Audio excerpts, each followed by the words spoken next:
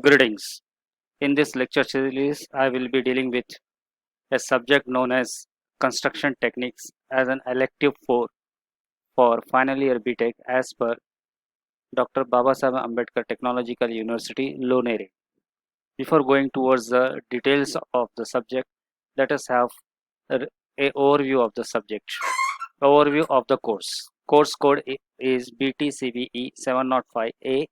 Course name is Construction Techniques. Credit allotted to this course is 3.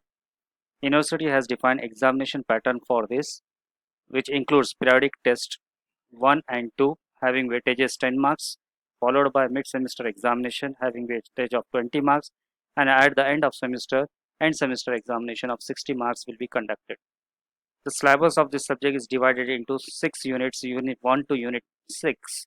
Unit 1 says about planning of new project and construction equipments, whereas Unit 2 deals with the excavation and dewatering techniques. Unit 3 deals with ready-mix concrete plant. Unit 4 describes about prefabricated construction and its specification and requirements.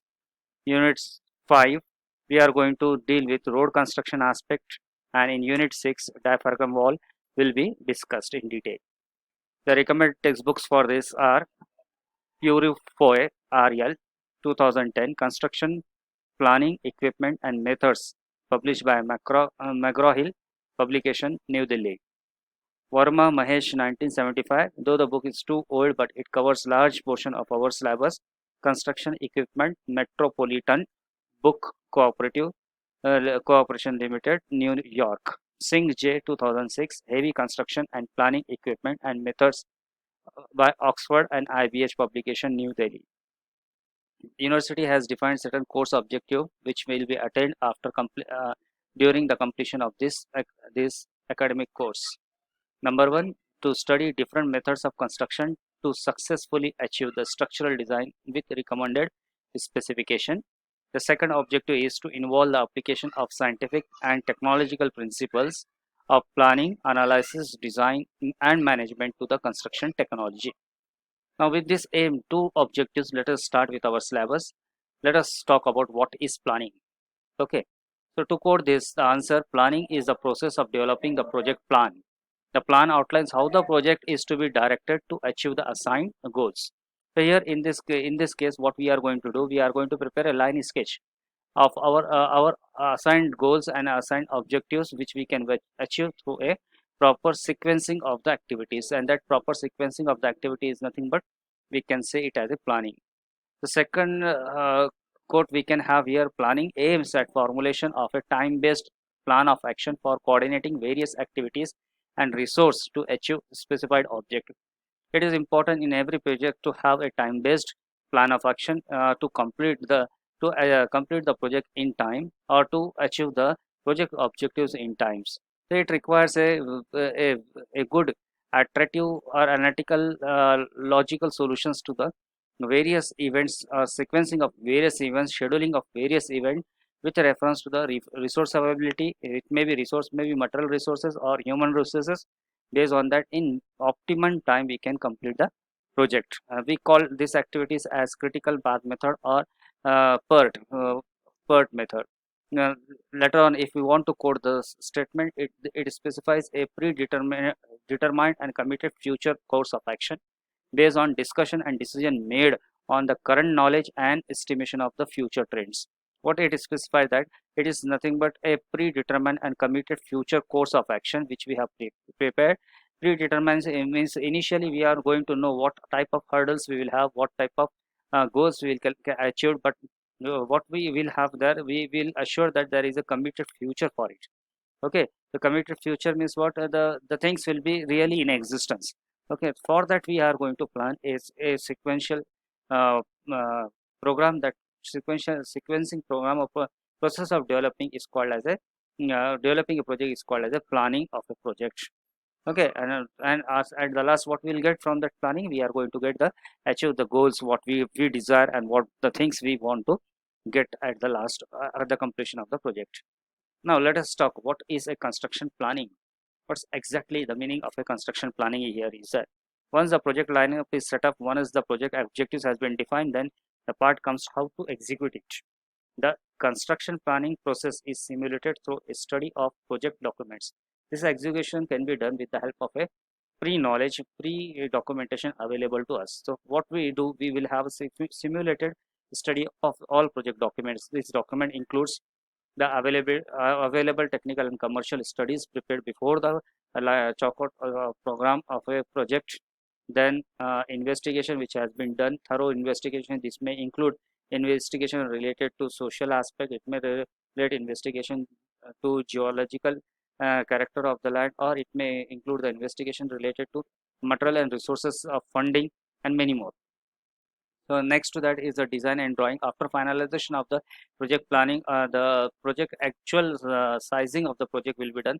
We call it as a design and drawings, the detailings of the project, which can be communicated towards the execution agencies, where the estimates of the quantities will be made out, work out, and these estimates and abstract, that tender document, that booklet, their specification, all will be given to the working personnel. Construction method statements will be there. What methodology will be adopted for the construction? What type of sequencing material requirement will be there? Project planning data. Here the sequencing of the various processes will also be provided. The next one, contract document. What type of contractual agreements has been done between the execution committee and the project plan and associated stakeholders? Site condition. What is the site condition? Where it is located? What is the accessibility towards that? What type of improvements we are going to need to have there? Then there is a market survey. If it's related to the goods or the product has to be put into the market, and then it's very necessary to have the nearby market surveys, local resources which we are going to use for the construction procedure, so that it will become economical and beneficial to the localite. Then we have project environment and client organization. We'll see what type of civilization is there, what type of welfare activity is there, what type of organization nature setup is there, what they want to do with the execution of this project.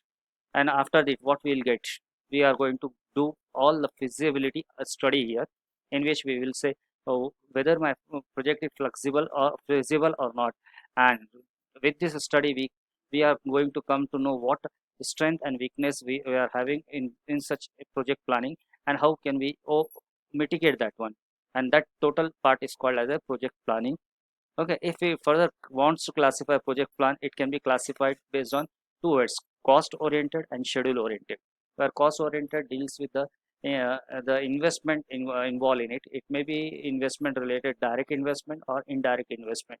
Where a direct investment, we can say it is being predefined to us, like material we require, labor cost involved in it, work hours, equipments, facilities, number of employees, consumption of services, and many more things which are predefined to us, and we have a set amount for the investment towards it. Indirect cost is nothing but the associated costs which are expended over the utility, purchasing, management, taxation, legal functioning, insurance, and quality assurance. This will be not directly be viewed while projecting the total investment, but it can be seen intermediately. It may appear while sequencing the activities.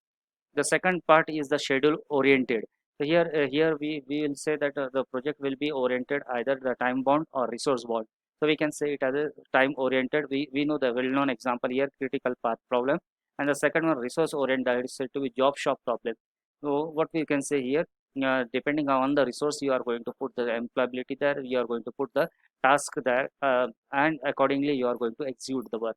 These all are involved in what we call a term construction planning. Let us start to define what are the objectives of construction planning. The very first objective is that proper designing of each element of the project. The second, followed by the proper selection of equipment and machinery in big projects. The use of large capacity plant are found economical. Means what?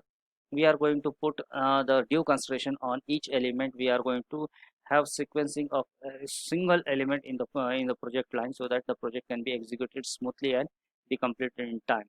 Similarly, we are going to say the selection of the material, equipments, and machineries when the project is of larger scale, because going with a smaller investment in your working style, it will lead to the increase in economical part. So we should think over it. The next to that is the procurement of material well in advance. We are going to have the stacking of the material well in advance, so that there may be a cost cutting or cost saving of the material. Proper arrangement of repair of the equipment and machineries, and then employment of trained and experienced staff of on the project, because we are going to run the project on a process in a sequential line where we'll require a skilled and trained personnel to complete the task. Otherwise it will be very hard for us to train the people and work with untrained peoples. To provide incentives for good worker means you are going to provide a what we say attractive schemes for the worker good workers, and thereby boosting their working workaholic nature. Then to arrange constant flow of funds from for the completion of the project, there will be complete follow up of the activities, so that the things will be done smoothly without hampering the economic or fiscal defects. To provide proper safety measures and ventilation, proper arrangement of light and water. So here at the site there are number of people are going to work at a time. We are going to provide their shelter, we are going to provide their accommodations and many more things. We should take care about that. There should be availability of basic amenities like ventilation and light. Similarly, water supply, and also we should take care about the foods available at the site. Now let us go towards the part what are the types of project plans. So there are there are many types of project plan which we have to deal in planning a project. Okay, planning the entire project from its inception to the completion requires a vast coverage, varied skills and different types of plans. The nature of the plans encountered in typical construction process are indicated below. Yes, here planning is not done at during the flow of a project, but it starts with the inception. Means the incident we have feel the need to run this project to the completion of the project. The various plans, the nature of the plans which encounter in typical construction project are, if I classify based on the development stage and nature of plan, we can be said as inception stage, the point at which I have feel the need of the project to be put in forth to the project. For that we will require project feasibility plan. So here in this project feasibility plan, we are going to see whether what feasibility the plan has, what feasibility the project will create. And the next one, engineering stage, where we will have project preliminary plan, where we'll do the articulate the all technological aspect involved in the project. And then implementation stage. In this stage, we are going to have execution of the work, actual execution of the work. That's why we will deal with the project construction plan here. Let us talk about the feasibility. A feasibility study is an analysis that takes place all of a project relevant factors in taking into account, that includes economical, technical, legal and scheduling consideration to ascertain the likelihood of the completing the project successfully.